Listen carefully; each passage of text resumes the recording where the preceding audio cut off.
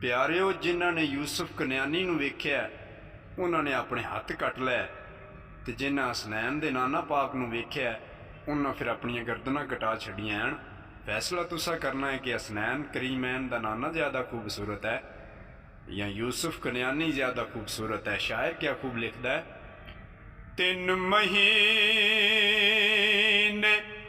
खलकत वेख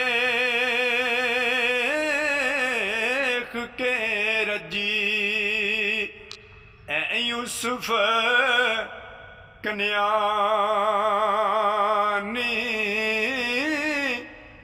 तकिया जिना हसनैन दा नाना उत्ते रज गए 2 जहां।